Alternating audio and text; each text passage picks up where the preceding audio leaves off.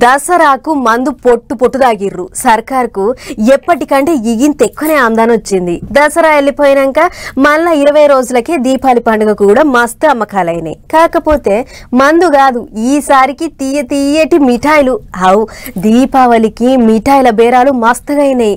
ఒక్క స్వీట్లే కాదు లో, దీపావళి ఆఫర్లల్లా అన్నిటి మీద మస్తు బేరాలు నడిచినాయట. ఏదేది ఎంతెంత అమ్ముడు పోయింది, దేని మీద ఎంత ఆమ్దాని వచ్చిందో అంతా ఒక్కసారి చూసేద్దాం పారి. ఏహే ఎక్కడిది దివ్యల పండుగ జోరంతా పటాకుల దుకాణాల మీద స్వీట్ల దుకాణాల మీదనే ఉన్నది. పోండ్రి టన్నుల కొద్దిగా మిఠాయిల మీద కోట్ల కొద్దిగా ఆమ్దాని వచ్చింది. మరి ఇక పటాకుల సంగతి అంటారా, ఆటికైతే అడ్డమే లేదు. ఇక రోడ్ల మీద మున్సిపాలిటీ వాళ్ళు ఎత్తిపోసేటి చెత్తను చూస్తే తెలుస్తుంది ఆపాటి కాల్సిరో మనోళ్ళు.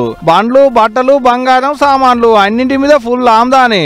దివ్యల పండుగ అంటేనే ఆఫర్ల పండుగ, అందుకనే సగానికి సగం ఆఫర్లు పెడితే ఎగబడి కొన్నారు, వ్యాపారుల గల్ల పెట్టెలు నింపారు. ఈ ఏడాది దీపావళి పండుగ గోలిగా 1100 మెట్రిక్ టన్నుల మిఠాయిలు అమ్మితే 46 కోట్ల బేరం నడిచింది. పోయినేడు ఉత్త 725 మెట్రిక్ టన్నుల మిఠాయిలే అమ్ముడు పోయినాయి. 33 కోట్ల 48 లక్షల రూపాయల ఆమ్దానే వచ్చింది. పోయినేడుతోని చూస్తే ఈ ఏడు 38% వరకు ఆమ్దాని పెరిగినట్టే. మరి ఇక టాటా మోటార్స్ కార్ల సంగతి అయితే చెప్పతరం లేదనుకోరాదు.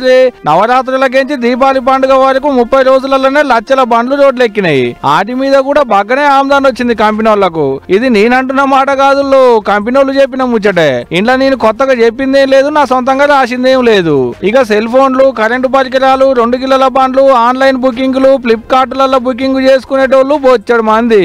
బాంబులు పటాకుల ముచ్చట్లకు వస్తే పోయినేడు కంటే ఇంకో 25% పెరిగినాయి బేరాలు. మరి పెరగదా? 3 వద్దుల సంది దుకాణాల పొంటి కొనుడేనాయే, రోడ్ల మీదకి వచ్చి కాల్చుడేనాయే. భూమి మీద తిరిగేటి భూచక్రాల కంచి చాలు చేస్తే మొగుల మీద మెరిసేటి రాకెట్ బాంబుల వరకు పొట్టు పొట్టు కొనుడేనాయే. అర్ధం రాత్రి దనక పొల్లు కాల్చుడేనాయే.